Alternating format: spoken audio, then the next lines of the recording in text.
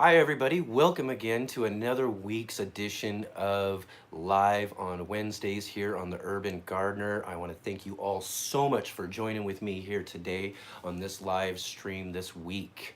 And I hope everybody's been having a really good week and their gardens are growing really well out there. We got a lot to talk about here today. I just want to also thank everybody who's joining us for the replay. If you're watching this on replay right now, please get me up in the comment section below. Let me know about any things that you might have to discuss or talk about in upcoming live streams. I would love to cover any sort of questions or any things that you might have, so we're not forgetting about you who can't join with us here on Wednesdays. But everybody who's here today, I really want to thank you here for being here with me today. And don't forget to hit up the chat box there and let me know where you all are from and what y'all have growing on there in your gardens today. So just a couple of things that we're going to kind of talk about today. I did not publish the video I intended on publishing this week. I was going to do that either Monday or Tuesday, but after kind of looking through some things on it and stuff, I decided I wanted to spend just a little bit more time on the editing and kind of put it together right. We'll talk a little bit more about that episode just a little bit later and whatnot, but so for all those of you out there wondering if or what was going on with the episode I was talking about last week, it is coming up here real shortly, maybe tomorrow or Friday or something. Yeah, Friday I might put it out then for you all there too, so I can just kind of work with it just a little bit more and get it put out there. It was a really great visit to where I went for that video, so really something to look forward to there.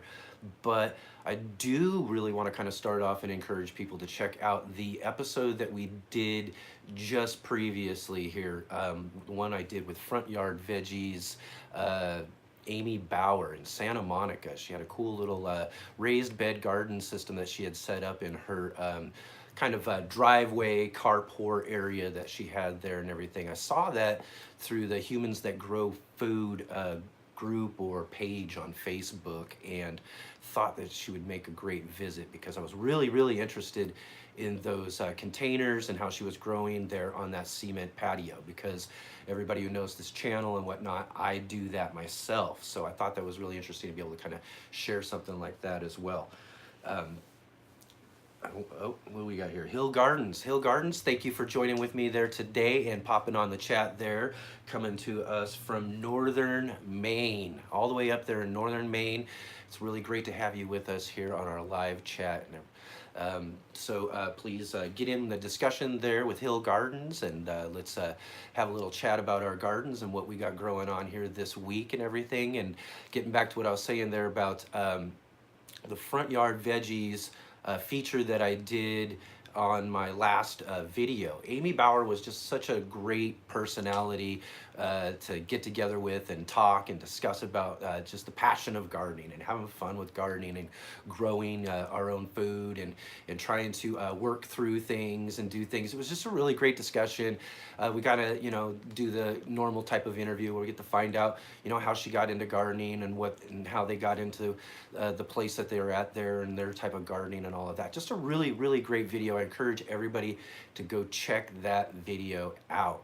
But the reason why I'm kind of bringing it back up again here this week, though, is that I don't necessarily want to claim credit or anything like that, but I did go and visit and do a feature with her for my YouTube channel here on the Urban Gardener, and she had not ever posted or done anything on YouTube or created a video herself. And lo and behold, after publishing the video that I put out, she put out a nice little tour video for her very first video on YouTube. So I encourage everybody to check that out. I think I put that in the description below for this live feed right here. If not, you can check it out through the video there on that we did for our interview with her. It's just really great. She takes us through a really updated tour. When we were there at her house, it was, between the seasons, so there was just some things that weren't growing and things that she was just getting started. So in the long run, we kind of had to imagine somewhat what the garden was going to look like as it grew into what she was envisioning, and took us on her tour and showed us all those spaces and everything. But If you go and check out her channel right now, she's got her very first video up, and it's actually a nice little update, little tour around her little spot there, and you get to see how it changed from when we did the video on our channel here and when she did her video for her new YouTube channel. And I really hope that she really keeps up with it, because she is a really, really great and wonderful personality when it comes to that. I think, you know, and I like to encourage anybody to get out there and do videos and, you know, and capture the things that you're doing out there if you can, and share them with everybody and all of that. You know, you don't have to put as much work into it as, say, I do when I'm putting together my videos or anything like that. You can just do simple videos and really kind of get out there and show people what you got growing on in your gardens. You know, people like to kind of check that stuff out. I do. I spent years watching through YouTube just to check out and see how people's gardens were growing and all of that. Oh, we got Rob with us again. Hey, Rob, how are you doing there? Thanks for joining with me here today. Rob's from Chicago. All right, so we got Northern Maine, we got Chicago with us here. This is a really great start to this week's garden chat that we have here. Which we're doing here every Wednesdays. We've already done this now. I think this is the 6th time now. So we're well into our 2nd month of doing this live on Wednesdays, live stream. And where, you know, well, mostly if you watch the replays and all of that, you just kind of get to hear me ramble on and on about things that are going on, you know, here with the channel, here in my gardens and different things. Or if you checked out last week's live stream, I actually had kind of a rant that I went on because my neighbor had used my YouTube channel in order to talk about something going on in the properties here and whatnot. And that was kind of an interesting thing there too. So I don't know if you, it was just a little drama, neighborly drama, but it was, he was using my YouTube channel, so I thought it was fair enough to go ahead and share about that. But, you know, it's kind of what you get here when we're hanging out here on Wednesdays. It's just a little bit of this and a little bit of that. Talking about gardening, though, hopefully mostly doing that. Hill Gardens asked me if I have ever grown fennel. No, actually, I haven't grown fennel. I've been wanting to grow fennel, but I'm kind of tackling some other crops right now and trying to get them kind of figured out a little bit. But fennel is something I would really like to put into a space that I'm going to be showing people in the next week or two that I'm working out on the side of the house. And what I'm going to try to do is set up sort of like an herb garden type area and whatnot. And fennel was kind of one of the ones that I was thinking of kind of interplanting in there and whatnot. I have this really great like multi-bean soup thing that I like to cook up during the winter times and whatnot. I got this recipe years ago, and it requires fennel, so I'm always out going and buying the fennel for that recipe. So I really, you know, it's a good thing you brought that up. I really need to just grow some fennel so I can use my own that I grow out of my own gardens. But really great taste, and adds really some really great flavor to some of those types of soups and things like that too, though. So I do enjoy fennel. So it'll be something that we will be growing here in the gardens coming up here as we go along.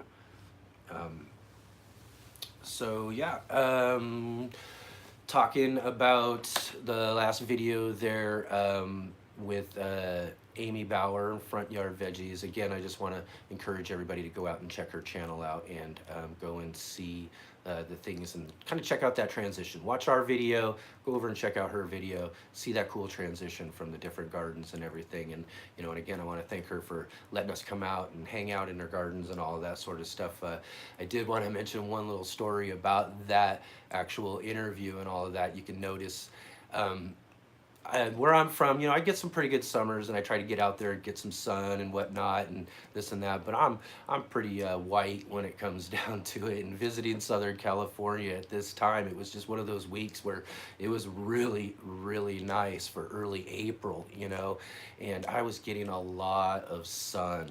And you could tell that in that video, you can see during the interview that, you know, I was getting pretty red there. And I didn't, in that day though, and it just really gets me when I watched back on that as I was editing the footage and everything, is I had a hard time kind of watching it, thinking about the actual sunburn that I gave myself sitting there right in the full sun there doing that interview and everything there too. So kind of just a little side story about that video.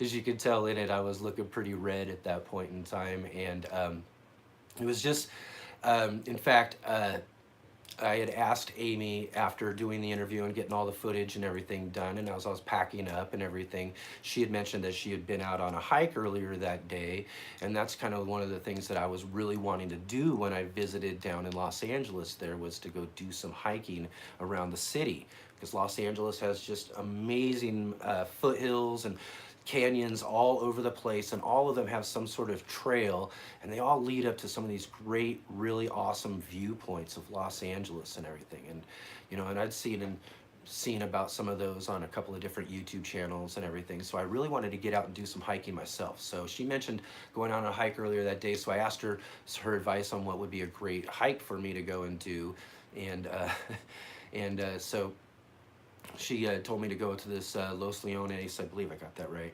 and went there. It was getting later in the evening, and the sun was down at that point in time, and so I was gonna just go try to squeeze this hike in there and everything, and got in the car, drove, and was driving there, and was just like, why do I feel like I'm in a sauna? I'm like, the sun is down and all of that, and I just felt really hot, and I'm like, why am I so hot?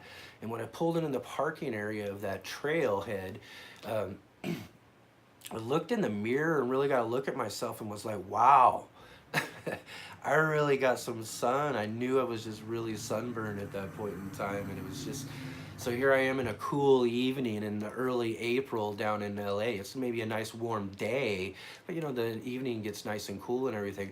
I felt I was burning up the whole time, just burning up because of the sunburn and everything that I got doing all of that. And I noticed though through the footage I'd gotten most of the sun prior to getting to Amy's place. I think just sitting there in the sun just really baked it in really good. And for anybody worried about it or anything like that, it actually turned out to be not that bad. I just hate sunburns. I've had a few really doozies in my life that I always look back on and just really bother me when I think about getting too much sun and whatnot. And at this point in time, I was like, oh no, I'm in so much trouble. I just burnt the heck out of myself. And ultimately, the next day, it was just a little warm. Didn't feel too bad. I went to Kay Cottrell's place and did a live stream with her the very next day there. And we did a live stream from her place and her back garden area and everything. And maybe I'll, after this, put a link down below to that live stream, and you can check that out, where I get to hang out with Kay and do that. And you can kind of see I had plenty of sun. I don't know remember if we actually talked about it on the live stream or not or whatnot, but it was a part of the discussion that we had while I was there visiting and everything. Kay was just really worried about whether or not I was really burn up a lot there. So yeah, well, I was just like, I'm not, from being from Southern Oregon, and at that time of year, I'm not getting that type of sun. So just being out in the full sun like that was something I should have probably taken a lot better care at. But also led to the discussion of why didn't I use any sunscreen or anything while I was down there too. And I had to explain to people a couple of times, I just have this thing about using lotions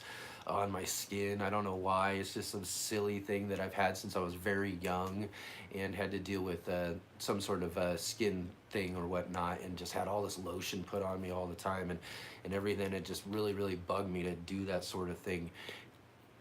And just interesting enough on that note though too, is that here I'm talking, explaining about why I'm not using sunscreen and all of that sort of stuff, and taking on this full sun and everything. It was just after that I started reading some articles that were just coming out recently talking about sunscreen being not really that good for your body, and not really, it might be more of the cause, or and I'm not going to speculate too much. It's just in articles that are read and whatnot about just the use of the sunscreens themselves being a problem for your health. So kind of glad that maybe I don't and haven't throughout my life used that sort of thing. I just kind of have to deal with those sunburns when they come around and whatnot.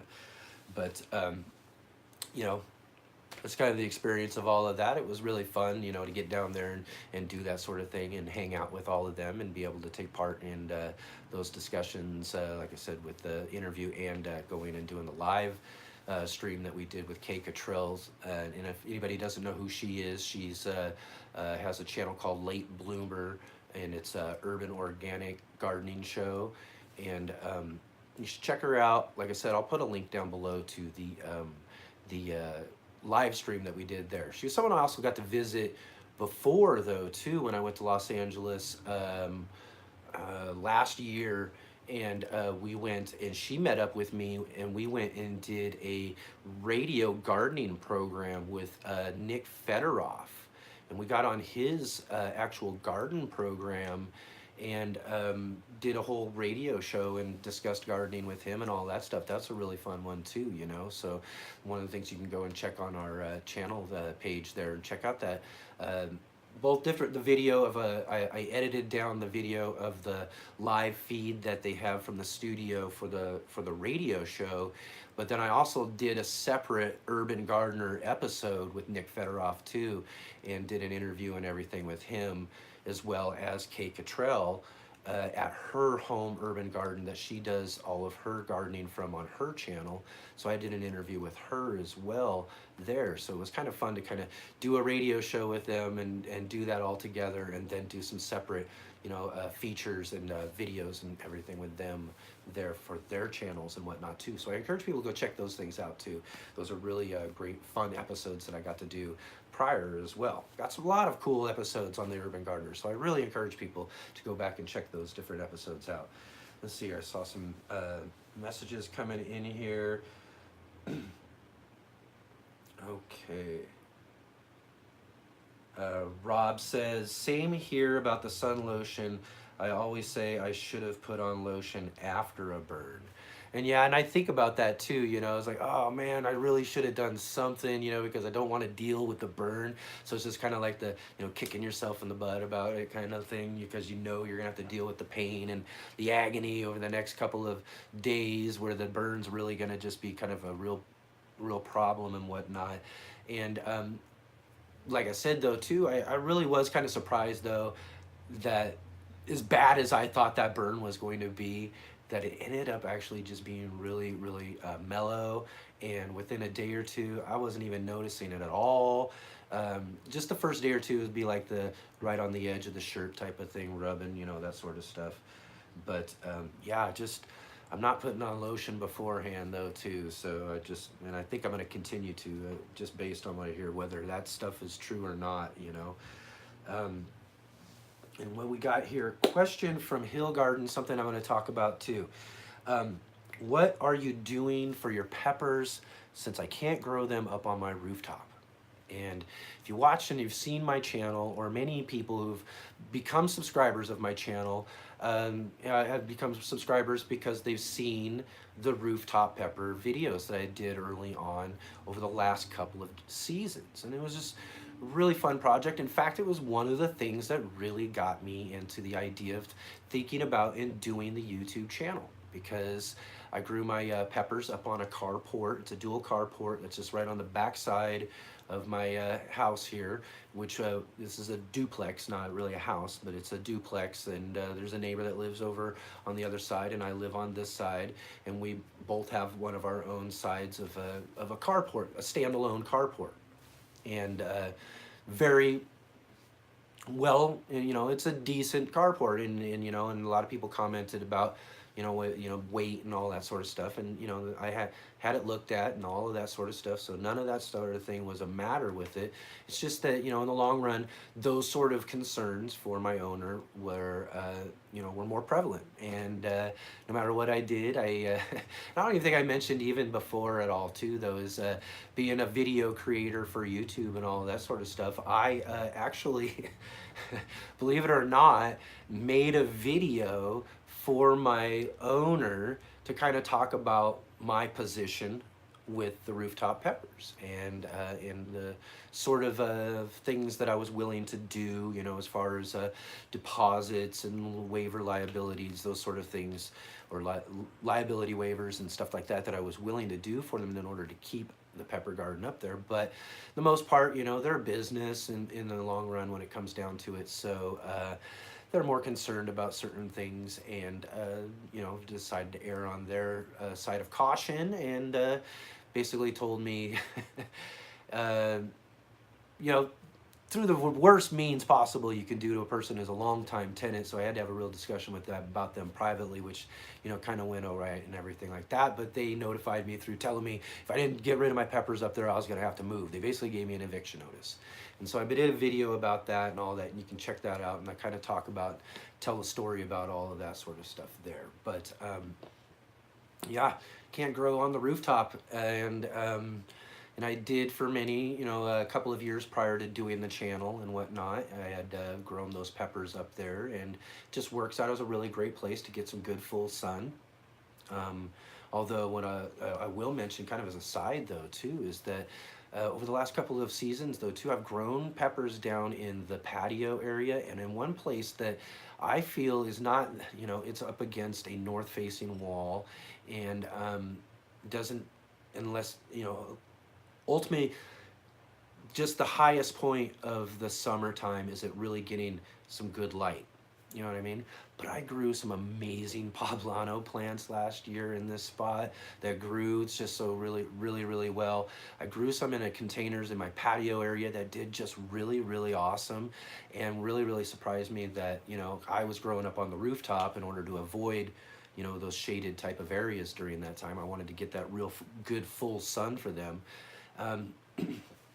But no, we're not gonna be growing them. I did, if you check out, Rob, I did a garden tour spring video, and you'll see what I'm explaining about here is I set up a spot in the back type of area where my neighbor that lives on the other side here, they have kind of a back area yard space there that they told me that I could go ahead and use that back area. And so I've kind of set up a majority of the pepper plants and pepper pots, I mean, from the 5-gallon water wicking pots that I have. I set up a majority of those, you know, I think about 15, 16 or so of them right in that area. I might add a few more depending on what I want to do. I've got some other spaces in the alleyway that I'm using too, so I'll be kind of spreading them around a bit in the gardens here around the property. So we're going to continue to grow a multiple variety of peppers. And something I've been also trying to work on this last week is getting together some footage for just a kind of a quick little type of episode to give an idea of what pepper plants we're going to be growing. I'm going to show the starts, show kind of where they're at and then the stages that they're growing and all that sort of stuff. And then we're going to be taking them outside and getting them put outside. They're pretty much ready to go. I was ready this last week or so to go ahead and put them outside because of the way the weather had been going. But I'm kind of glad I held off just a little bit because we've been going through some real torrential type rain this last week or so too. So just kind of glad I didn't, you know, for the plants just to kind of get used to being outside.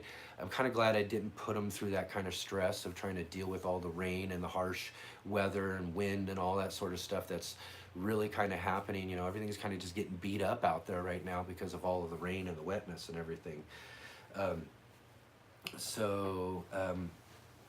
Yeah, so that kind of sort of thing we got going on with the pepper plants. So there will be a lot of them growing around the property here and everything too. And so look forward to a video coming up here real soon with all of that sort of stuff being talked about and explained as we get launched into that for our season this year, as well as a lot of other things that we're getting ready to get started and doing. I've been noticing that I think, you know, within another week or so, we're gonna be able to harvest up our garlic and do that sort of thing. So that's gonna be really exciting because I really, you know, besides peppers, which I really enjoy growing, I really do enjoy and like growing garlic. And so it's gonna be really kind of fun to do another cool garlic harvest episode and see what we got in the ground, as well as bringing up those 5-gallon water wicking buckets again.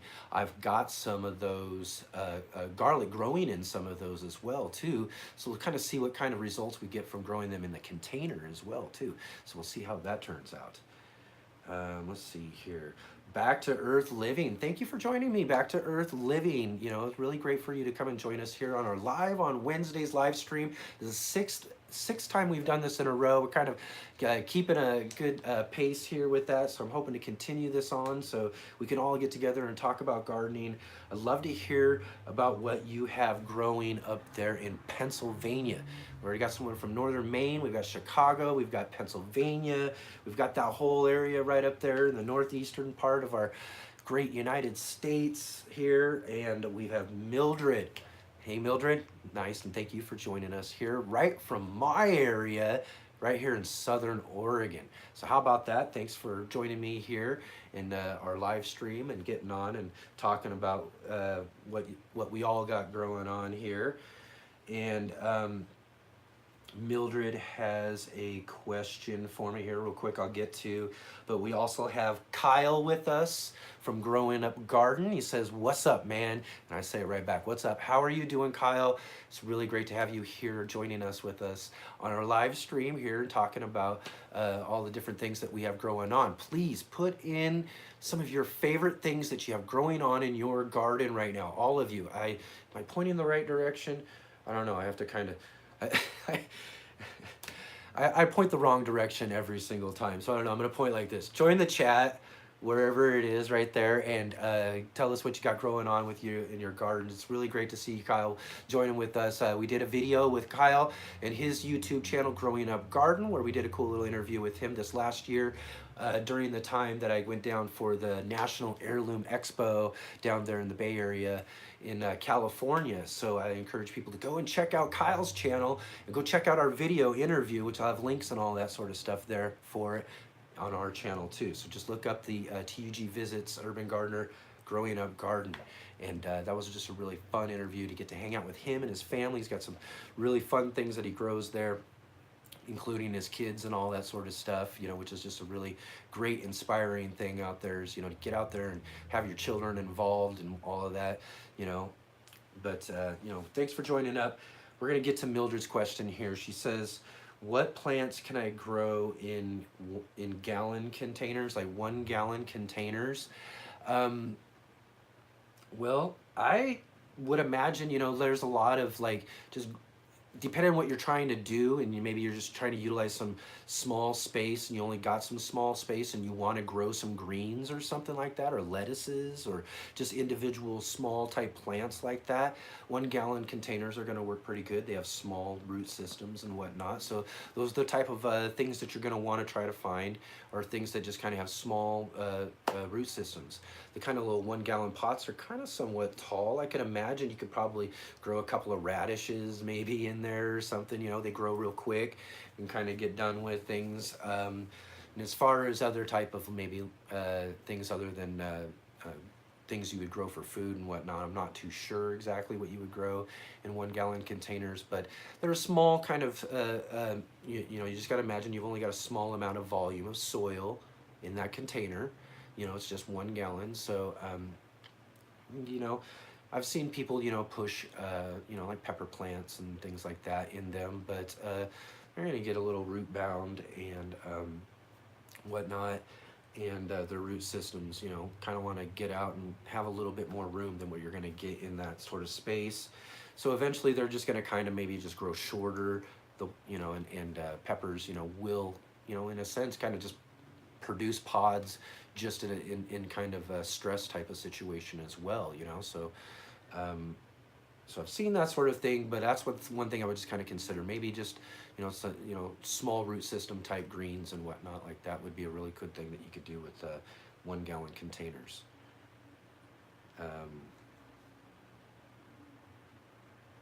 Rob says he's got super and mild hot peppers and 5 varieties of tomatoes growing. Yes, that's awesome. And got to grow the different varieties of peppers. You know, I think I mentioned on one of the live streams just recently that I grow a bunch of different varieties of peppers. I love peppers, and I like growing the different varieties, a lot for just the challenge of growing the different types of plants, getting to see some of these really cool different pods that grow. I find those just to be really fascinating, and the way different varieties of pepper plants grow. They kind of have their own different type of personalities based on the variety or type of you know, wait a minute, 1 second here. Let me get something. I forgot to make sure we don't run out of power. Get just a little ways through this and have the whole thing shut down because of power isn't going to be a very good idea. So sorry about that there. yeah, just having to grow multiple different varieties of peppers is really kind of fun. And the tomatoes too are the same type of things. You just get these different varieties, are just really fun to have all those different types of things growing in your garden.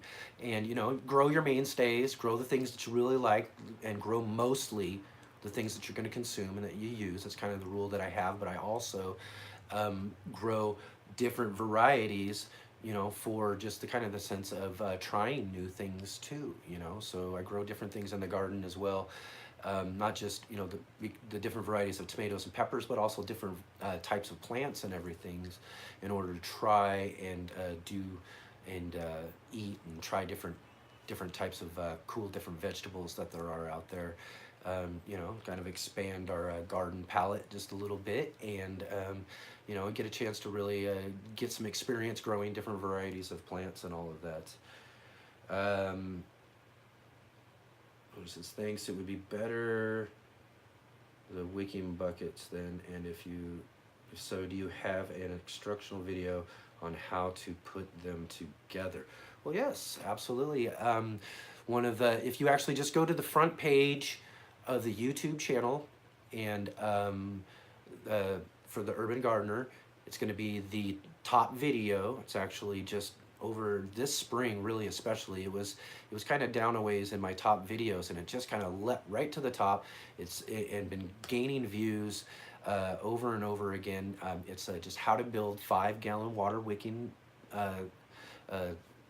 bucket system, and I show you how to put those together, and I also have, I think, links in that video to like the little net pots that you're going to want to use.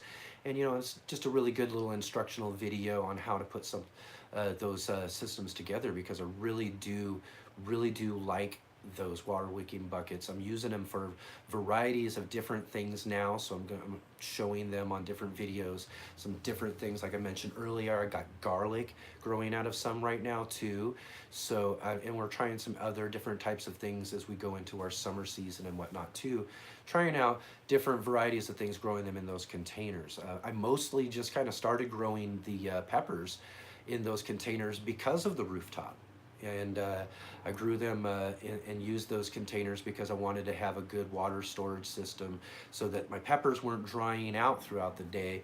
So, because when it gets really hot, you know, during that really heavy heat time of summer, where I'm seeing hundreds almost on a day-to-day basis, those plants are just, you know, sucking up the water and drying out, you know, by, you know, throughout the day. So every day they worked out perfectly to where I could just fill up that base really good, you know, on a day-to-day basis, to keep them moist and hydrated during the heavy heat part of the day. And then later in the and then later in the evening, you know, through the way, you know, just feeding it back in again as they dried out and whatnot. Or on cooler days and whatnot, when I had an opportunity, we would just kind of foliar feed and give fertilization through the top, and just kind of let it seep down through the plant. Because a lot of people have asked me that before too, is how do I feed the plants, as far as do I just pour it into the base of those buckets? And what I do is I actually just I feed whatever I'm feeding through compost tea or that sort of thing, through the plant and through the root system down into the bucket. And if I'm just giving more of a straight watering in order to keep them hydrated, we're just filling up the bases on the base bucket on a day-to-day basis. But I really encourage people, if you haven't tried the 5-gallon water wicking buckets and whatnot, go check out that video. Go and put them together and whatnot, and see how they work for you in your garden. And I'd love to hear any feedback on anybody else who's tried and used those sort of things as well too. Let's see here. What do we got? Rob says, I think I'm pushing around 50 varieties of hot peppers. 50. Now that's good. That's, you know, in 50, I think about at the height of what I was doing last year, I think I was around 32 varieties, somewhere right around there. But another 20 on that, make 50. I hope you got maybe some really good space for that, you know, because that would just be a really cool garden to see. Would love to see all those different varieties. get the chance to taste a few and do a few here and there. But I don't, like I was kind of mentioned, I don't really go into eating too much of the super hots. I've actually made some powders out of some, which I've used a little bit, which kind of helps out a little bit there. But I've never really thought of even trying to just go about eating one. As growing up garden, Kyle there asks, what is the hottest pepper variety I'm growing this year? And I think I still have a Carolina Reaper plant that was growing from last year that only produced a little bit, but what I wanted to do is kind of see what I could do with it over wintering. And what I have is a kind of a grow tent inside the area here, just right here behind me. And inside there, I've got it, and it's about ready to go outside again and see what kind of thing would go there. So that's technically classified as the world's hottest pepper, although, many out there, if you follow any pepper groups or anything like that, a lot of people have some real opinions on that claim. So and I have a couple of other varieties that are pretty much right up there with that. We're going to go through, like I said, different varieties and talk about the different varieties that we're growing on here in our gardens this year in a video coming up real soon. I'm working on that one. I want to get that out really soon so we can kind of have that out there so people can see. And then I can start giving the updates of how they're growing and what they got going on outside as they're getting ready to be put out there, actually just right here in the next day or two. I think the rains are kind of start letting up just a little bit, and then I'll be able to kind of tackle that project and get them all from in here in the house, which I have them out here. You can't tell right now, but I have them out here under lights, kind of growing in their little containers, the little red Solo Cup containers and whatnot. And then they're about to, I guess, blabbing on here. They're going outside here real soon. Let's see here. Growing up, Kyle says, can't wait to have you back. Yes, absolutely. I can't wait to get back down there too. I'm definitely looking forward to visiting with you and your family and seeing how the gardens are growing this year again as I head back down there for our yearly visit to the National Heirloom Expo, which is going to be real fun this year. In fact, another thing I'll bring up about Amy Bauer from Front Yard Veggies that I mentioned earlier about the video that we did with her, the most recent video. One of the things that we talked about and mentioned is she's going to be going to the National Heirloom Expo this year herself, and agreed to do a cool little review type of interview for a first timer at the National Heirloom Expo.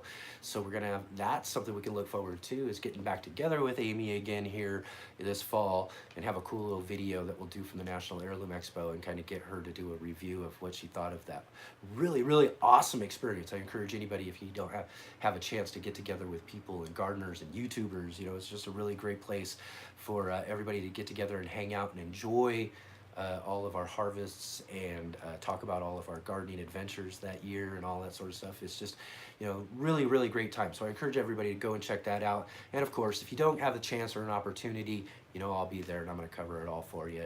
And I'll bring you all some really great videos from the National Heirloom Expo as well. It's another visit with Kyle at his house and his garden and visit with his family, which is really awesome to be able to do and have those type of experiences with gardening. As I've mentioned in a couple of other live streams, it's just what's really made this whole garden adventure so worth it, is to be able to meet all of the people out there that I've gotten to meet and do on these really fun videos and everything. And to have you all along with me, whether you're viewing and watching too, and to, to participate and see and leave comments in those videos and tell me what you think about those sort of things. And those interactions have been really awesome, and I've really developed some really great friendships here in the gardening community around the world, even around the world. I've got friends, like I mentioned, I just did a video, across the world interview video with a really good friend of mine, Christopher Bransdahl, which I encourage people to go check out there. The video we did, he lives in Norway, you know what I mean? So I've gotten to meet really great people from all over the world, right here in Oregon, all that sort of stuff. I met a person, I'll tell you a quick story. I met a person through my one of my favorite YouTube channels I talk about all the time, Ray at Praxis 55712. I met a person through the chat on his Facebook page, and come to find out, she ended up living just a few blocks away from me. And you know what I mean? That was just really awesome. I connecting through this whole garden community and everything, and I also get to meet my neighbors as well through it as well, and have some really great garden adventures and things like that too. It was just really great, really, really awesome. Let's see here. We got Nicole North Garden. Thank you, Nicole, for joining me here on the live stream and checking out our live on Wednesdays here, where I get to blab on and on and on about certain things, and I get you guys to join in with me on the conversation on the chat box. Like I said, I'm doing this. I point in the wrong directions all the time, but join in with the chat there. Let us know what you got growing on and everything. She says, I love this channel. I love it. I love it. Thank you so much for joining me and joining in and checking out our videos and watching this channel, because, you know, that's really, really what makes all of this so much worth it and so much fun. And to get together with all of you and everything is that sort of connections, and to see how many people really have such a, you know, a great passion for gardening, and watching these cool videos that we all put out there on our different garden channels out there on YouTube and everything. You know, I was a great fan of a lot of different channels before I decided to put the camera on myself and create a channel and everything like that. So, you know, it's just really awesome for you all to come in and join with me and check that out. So Nicole, thank you again for joining with us here. Everybody else who's joining with me this week too. This has just really been a great live chat so far. We got Rob talking on my 9th season using the 2-bucket system. Last year I added 25-gallon fabric pots for his tomatoes, and I bet you they're doing awesome. Tomatoes, you know, they work well, but they also do kind of have a cool, deep, and wide root system that they want to kind of get out there a little bit too. And having that sort of space, that volume of soil for that root system has got to be really great. I bet you're pushing out some really great tomatoes. And it's good to hear, like I said, if you use and try those 5-gallon water wicking systems.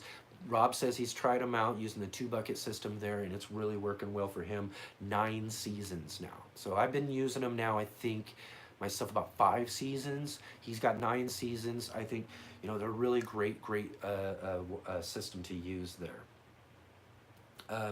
Hill Garden says, we met through Ray and YouTube as well.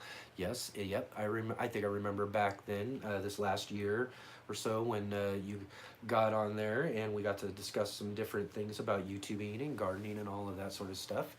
And, you know, Ray's just got a really great fun channel, and he's, you know, really one of those great garden personalities, one of those fun people to kind of hang out with on a week-to-week basis. And, you know, so it's really great to be able to get together and connect with different people through his channel and all of that too, because you really definitely garden people are some of the best people out there. They get just great souls. I love meeting and interacting with everybody, and Ray is just one of those people that really kind of leads the charge on that sort of thing right there. So it's really great to hear that you check out his channel, and if anybody else doesn't as well, you know, go check out his channel. Someday maybe. Ray's just one of those people who on his channel, you know, he's got his thing and all that sort of stuff, and I've talked with other people, you know, he's the interview that I want to get, but you know, you never know, might be able to someday. But we'll talk about here real quick too. So I want to just kind of mention something that I was going to talk about for somebody who sent me a message and asked me a question. And this is a person that I met through Ray's channel as well, someone who joins with us here very regularly on my channel and other people's channels out there as well. She's a really great fan of a lot of different gardening on YouTube, and is just a great contributor. She sent me a question about something I'm going to get into and talk about here and everything as well. I did want to mention one thing though too, to her, Nancy. I don't see her with us on the chat today, but she'll probably be joining us on the replay there too, as along with everybody else too. If you're watching on the replay, leave some comments, leave some questions, and I'll be able to get to them like this on future episodes or the next week's live on Wednesdays, and we'll be able to talk about some of those sort of things. First thing I was going to mention to Nancy is she put out a picture on her Facebook earlier, and she's kind of dealing with something and an issue that kind of has kept me away from some of the stuff I've been trying to do and get done in the gardens this week. She's been inundated with a lot of rain. There's a lot of rain going on out there, which is a really, really great thing ultimately, especially for us here in California, Southern Oregon, and all of us who are really, really dealing with those year-to-year fires and wildfires. It's something that we've been actually talking about here in Southern Oregon with people a lot, is anticipating when the fire season's going to really get started. It's slated to start in about 2 weeks, I think, and that just kind of gives us all the fear about what we're going to do, because it's really kind of brought things down over the last couple of years. We've lived in just clouds and clouds of smoke covering our cities all over the West Coast and California, and Washington, and and especially all over Oregon. I drove through the whole state last year, and it was just covered and covered in smoke. So I'm really, really hoping that what we're dealing with all this rain right now is going to really help pull back on some of that pressure, and we won't have to deal with maybe as many of those fires as we've been dealing over the last couple of seasons, because it's just, there's a bit more moisture, a lot more rain than what we've had over the last couple of years. And on her picture that she put on her Facebook post, and I didn't see any comments or anything on that. I don't know if anybody's gotten to it yet and given her any advice or anything like that, but I wanted to mention she had rows of potatoes that are grown in ground, and they were kind of soaking in some water pooling up and everything, and because of the rains and whatnot. So and she was really worried about whether or not that was going to be okay for her potatoes. And I can't ultimately say, and I don't want to kind of say I want to give the ultimate answer or anything like that to it or anything, but potatoes, I believe, because, out in potato farms and all that sort of stuff, I'm sure they're dealing with a certain amount of this sort of thing as the seasons come through, and there's some pooling of water and whatnot. But I think hopefully that if it drains off within a couple of days, those potatoes won't be absorbing too much moisture or trying to, at that point in time, trying to start rotting or gaining some fungus type of infection or something like that would be brought on from just pooling in water and whatnot. So I would say that, in some sense, there are some sort of dangers to it to be kind of like that for a long, long period of time. If it was just in some sort of clay pan and that's just where you were growing and it puddled up like that and stayed like that for a long time. But I think ultimately it's just kind of the rains that are happening right now.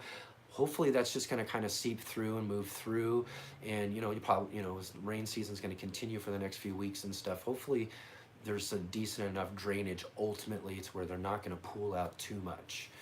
So I don't know if I necessarily answered any questions or anything like that, but I think there are some issues if it does stand too long. But ultimately, I think they can handle it for a while nature's kind of doing its natural thing, and we're just going through some sort of rain and semi-flooding, I guess you would say. But yeah, if it just ended up being flooding, and it was for days and days on end, at that point in time, I would worry about the crop ultimately.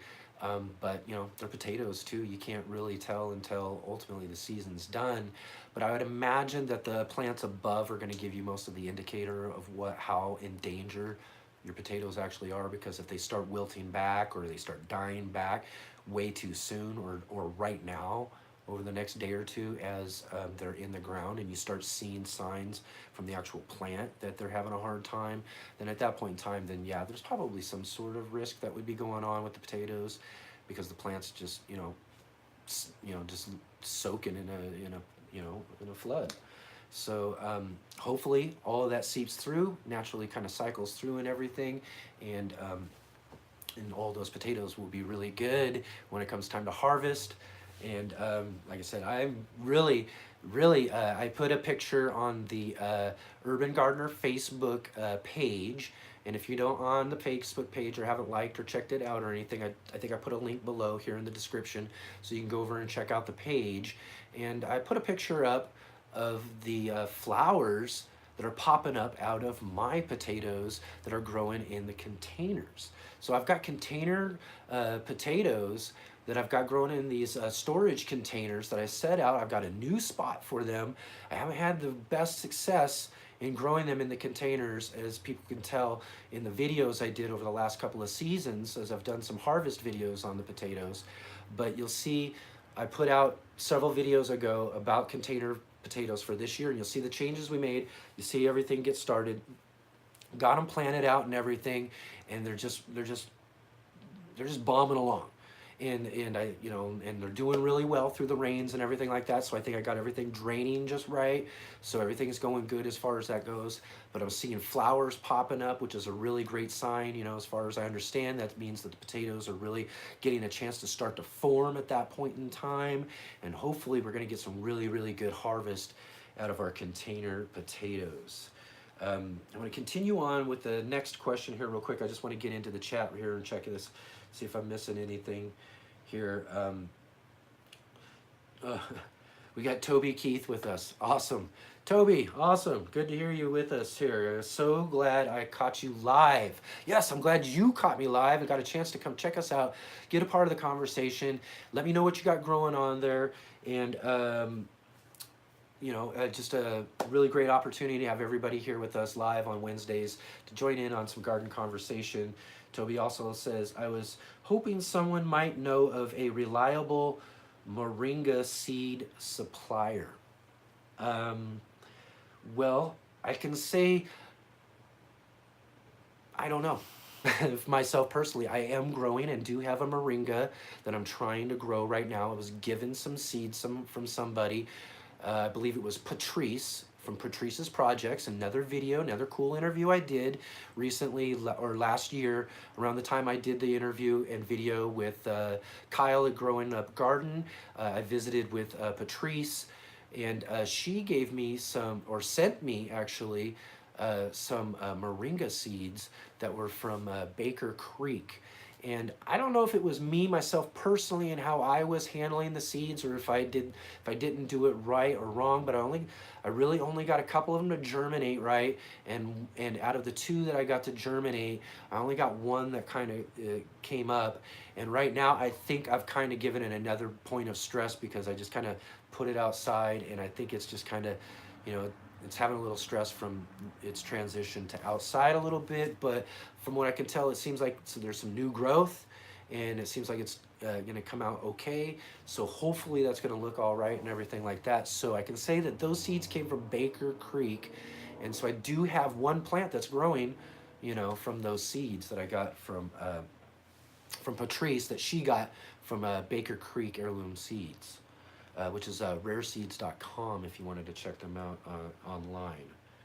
And he says, yeah, that's where he got his. So I don't know. Like I said, I got one plant out of, I think, 5 seeds that I tried, and I don't want to necessarily blame the seeds. I kind of do some more self-analyzation more when it comes to a lot of that stuff before I really go into.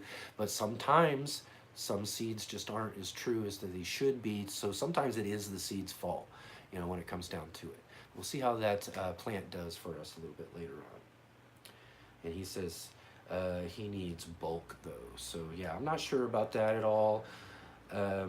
So maybe somebody out there will be able to have an answer to that sort of question, you know, whether or not they know of where to get moringa seeds in bulk. If you're watching this on the replay and you're getting this question now and you might know the answer, put it down in the comment section below and let us know what you know about getting a hold of some good moringa seeds. All right. Getting on to the next question that Nancy had asked me, that she had sent along recently, and I want to mention first, this last year and the year before, I had a couple of really cool garden companions, which I don't have around with me anymore this year. So it's been kind of a little bit different, you know, not having them there. I had a cat named Carl who passed this last winter. And then I had a cat named Bug who passed the winter before.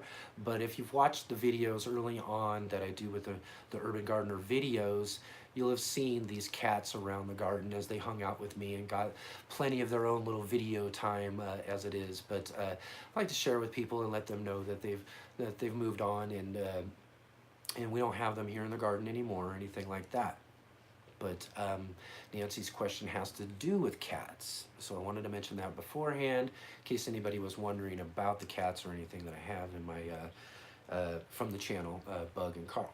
They're here in spirit in the alley and the garden and everything like that with me, and I really did enjoy having them there. But her question is she's dealing with cats that are coming in from the neighbors and around her neighborhood who are messing around in her garden. And this is an issue for a lot of people. Pests and problems with things in the garden are a huge, huge problem for every gardener out there.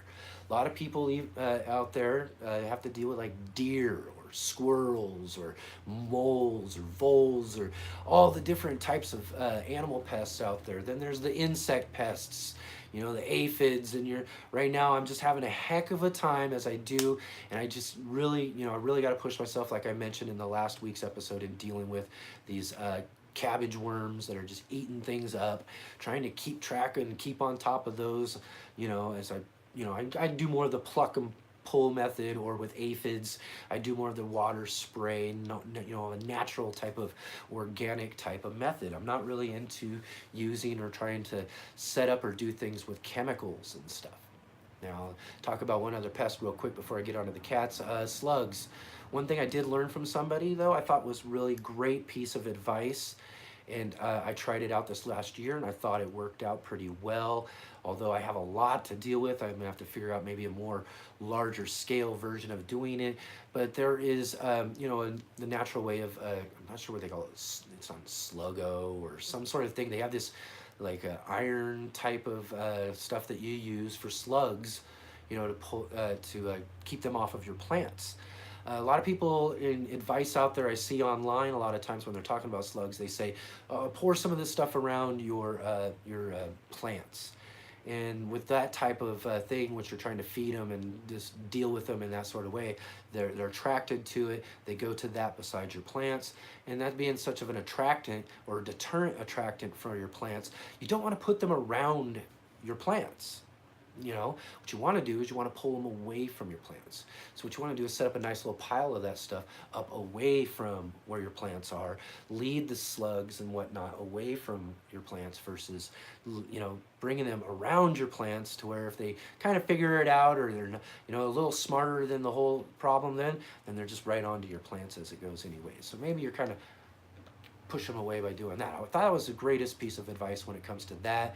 And then I also want to mention too, a lot of people mention using diatomaceous earth, DE, or eggshells. Now, I've tried both, and I've tried them in the ring around the type of plant type of thing, which is what you would want to do if you want to keep them from kind of climbing up on your plant, unless you've got leaves that are hanging below and hitting the ground, and they can kind of climb up from there. But if they're kind of coming up the stem, you're going to go around the thing with diatomaceous earth or eggshells. I just want to say to people, I tried it. I didn't find it worked hardly at all. And maybe that's just because I have so much pressure versus, you know, maybe other people or not, but it didn't seem to work very well that well. So I want to kind of deal with that. Before I want to mention what I say to do about cats in a sense. Now, the cats I had in my garden, I hardly had any other problem. And you see recently in the recent video, you know, a few videos back, I talked about as I harvested my leeks out of the garden. I talked about how Carl, the only problem I ever had with him in the garden was he, I think he bit into one of the leek starts because he thought it was like grass or something. Didn't like it, so he tore up some of the leeks out of the garden. But that was literally the only problem I ever had with him. Bug, on the other hand, she just liked to kind of sleep around in spaces in the garden, but she found like these openings and stuff, so she would lay down in there. The problem that a lot of people really don't like to have with the cats in their garden is the cats getting in there and leaving a mess behind it. And you know the mess I'm talking about. They're scratching up in order to do it and all that sort of thing, and it really isn't good. And sometimes they're just wreaking havoc on some of your plants, and especially if you're trying to interplant somewhat closely together too, because they're just getting in there wherever they can kind of fit in and all of that. Now, a lot of people mention that there's some sort of types of chemicals or different types of things you can use as deterrents to try to keep them away. There's, you know, certain types of I don't know, I think someone mentioned in one post I was reading or something like that, some sort of, I don't know, some sort of chemical type of thing that you would spray around or whatnot. And I don't encourage chemicals, as I said before, at all. The one thing I did in order to keep bug from sleeping in a certain couple of beds that I had was I went to like Walmart, or you could go to a craft store, and I went and I got craft sticks, and not the like tongue depressor or popsicle type of craft sticks, but the round type ones that you can get that are, good, foot or so long and whatnot, and depending on how deep or what it is that you're dealing with. Now buy a few packages of those, and what you do is, and here's the thing, cats will use a similar place. They're gonna go back into the same spot, more than likely. And what you're gonna do is around that spot that they like, you just stick those things into the ground, and what you do is and they're kind of just sticking out in a way too, so the plants can grow around them and all that. But the cat is not going to find any place where they can either lay or squat to do their business. And at that point in time, they're going to move on and go find another spot. Hopefully, not another spot in your garden, which at that point in time you're just going to kind of chase them out using this sort of method. Now, one other method that I thought was possibly a really good one too, and I haven't tried or didn't get on to trying because the craft sticks worked for me, was a lot of people talk about like cinnamon or pepper powder. Now, if you got a spot where the cat's doing their business and whatnot, clean it up, get it all, cleaned up, and, like a welcome mat, come on back, you know what I mean? And the thing is cats and whatnot, they sniff around, and that's what they're doing. They're going to sniff around, and is a part of their finding their best spot to squat. So, they got some sort of cinnamon or pepper powder sniffing around where they're normally squatting. They ain't going to like that at all. And I'm pretty sure, to me, it sounds like a great idea, like it would work, and whatnot, and kind of deterring and keeping them away from doing their business in your garden. And like I said, possibly they'll move on to another spot in your garden, but at that point in time, you just want to hit that spot up too and kind of just chase them away. Eventually, they're just going to get annoyed with the whole idea that your garden is not comfortable for them to do their business, whether, like I said, it's sleeping in your garden space or doing and squatting and whatnot. And they're going to move on to somewhere else that's going to be convenient for them, and that's what they're going to prefer ultimately. So hopefully that'll answer that question and get that taken care of for you when it comes to dealing with cats and whatnot. And also, just to kind of mention, I do have another alley cat that's kind of been hanging around the last few days too, or the last couple of weeks. Been kind of interested in seeing what's going to kind of develop with that. A really interesting gray cat that's obviously had a hard life. He's really skittish, doesn't really like people very much at all, so we're gonna kind of see what we can kind of do with that. So who knows, maybe we'll have another garden companion in our gardens coming up, and I might have to start using some of my own advice there and kind of keep that cat from actually squatting or nesting whatnot in my garden. So what do we got here? Keith says he's in Florida too. I want to just mention there as well. And that's really awesome. So we got someone from down in Florida visiting with us here. And also, I just noticed Amy Roche. Amy, thank you so much for joining me here on this Wednesday's live broadcast here from the Urban Gardener, live on Wednesdays. She says hi. And some people have weed plants in their house. You have plants in your house. Oh, yeah. Well, they do. Some people do.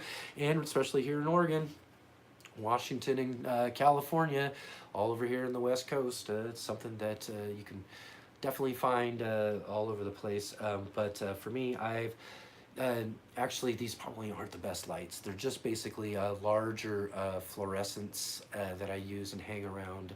I haven't moved on to LED yet. It's something I'm looking to do here over the next season as far as what I got growing for the house plants here as well.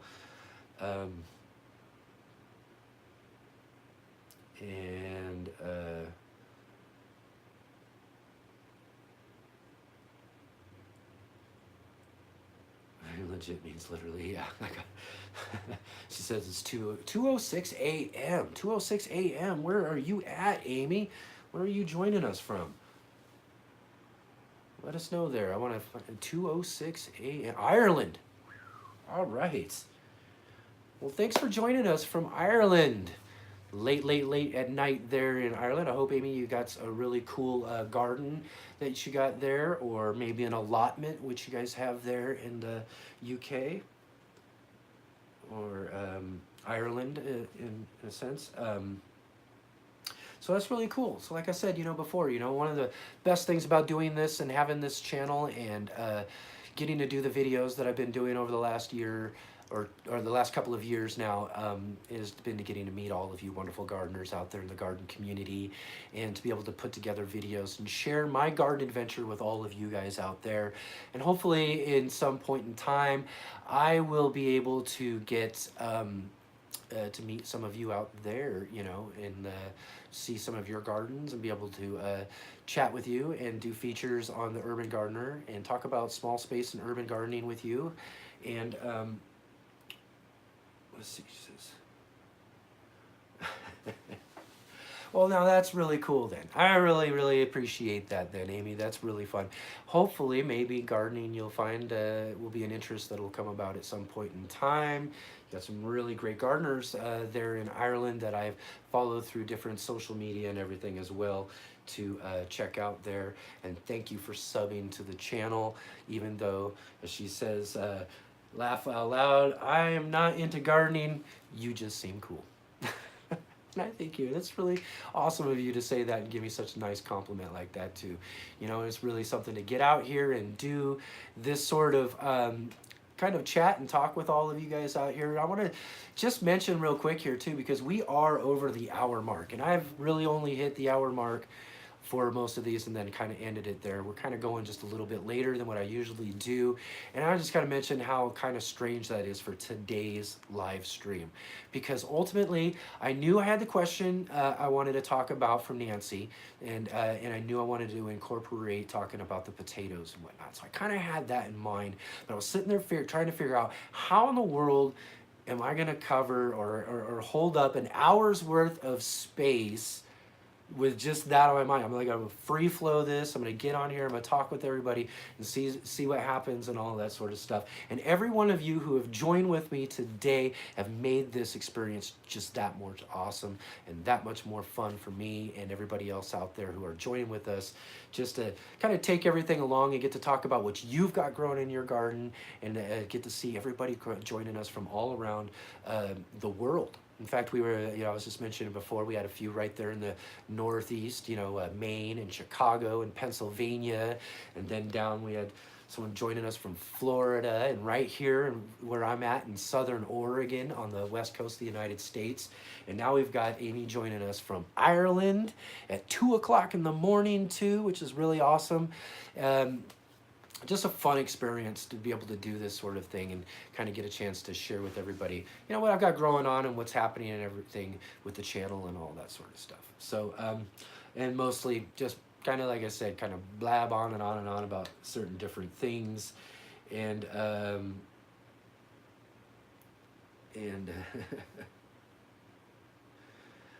oh, she says, what does the whiteboard say? I don't know if you can see it or not. It's got kind of a smiley face thing I've done with the channel. It's kind of like a little side thing that I use with a whiteboard that I use in another part of the house that I kind of film some videos with at times. And I kind of use that a little bit. But underneath of it is t.U.G, which is the Urban Gardener. It just kind of abbreviated, the Urban Gardener. We call it t.U.G. Like the title here for this live episode here is Live with t.U.G, Live with the Urban Gardener. And I want to mention also, though, too, real quick, just to let everybody know, t.U.G, the Urban Gardener, doesn't mean me. I'm not the Urban Gardener. I am a Urban Gardener. But that's kind of the idea of the lowercase the in that sort of sense. This is the Urban Gardener. It's kind of more of like what I've developed the idea into, more of like a video type of feature, type of magazine venture type of certain thing where I want to do different things and all that sort of stuff. But, kind of just titled it The Urban Gardener, as in like all of us urban gardeners out there. This is a kind of a channel where, you know, we talk about small space gardening, talk about utilizing different types of methods and trial and errors and doing different things when it comes to taking up certain different small spaces that we have. And I'm kind of lucky to have multiple varieties of small space type of environments around my property that I can kind of feature and show people different things that I'm trying to do in my gardens to see what will work and what won't work. And ultimately, as I mentioned and talked with in the interview I did with YouTube's biggest gardener out there, his name's John Kohler, and with growingyourgreens.com, I just did a recent interview with him, and you know, I asked him, he's done thousands of videos showing people about gardening. I asked him, does he consider himself a teacher? And he said yes. I mean, after a while, he was a person who learned, and just like I'm doing right now with his channel, and developed through all the different videos a process of learning certain things to where he gained a certain amount of knowledge, and now considers himself a person who's got thousands of videos out there, a teacher of gardening. Which a part of that whole thing is that I don't necessarily consider myself a teacher, but what I consider myself as a person with enough knowledge to get the ball rolling, and that you can all kind of follow along and see whether or not these are methods or things that you could try and do and use for yourself. Like talking earlier a lot about one of my favorite systems, the 5-gallon water wicking bucket system, which is our big video that we have here on the Urban Gardener, where I show you how to put that together.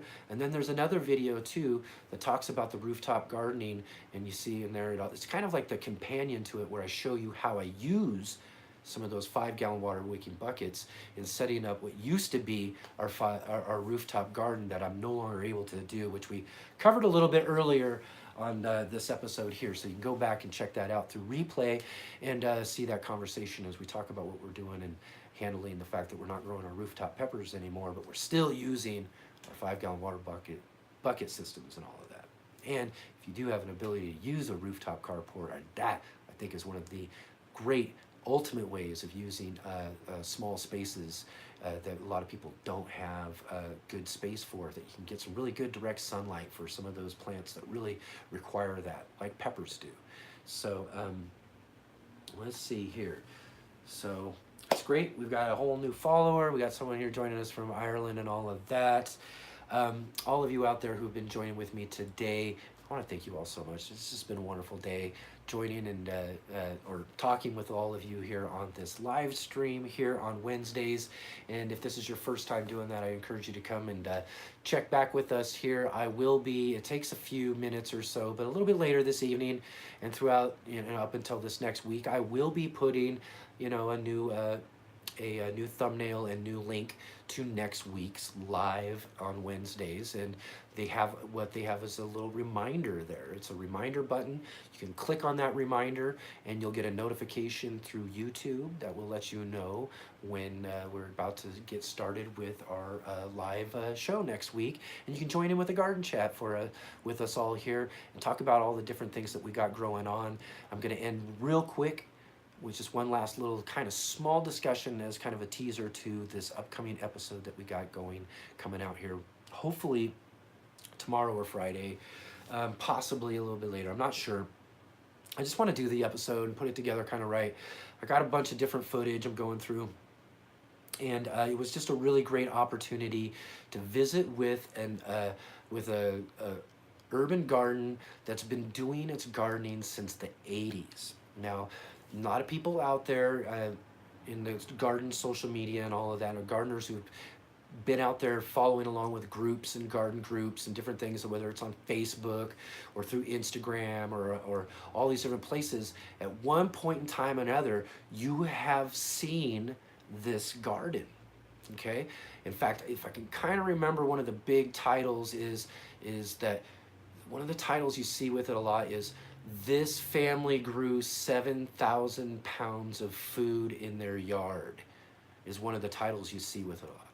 And the family's been growing and doing that garden there for, like I said, since the 80s.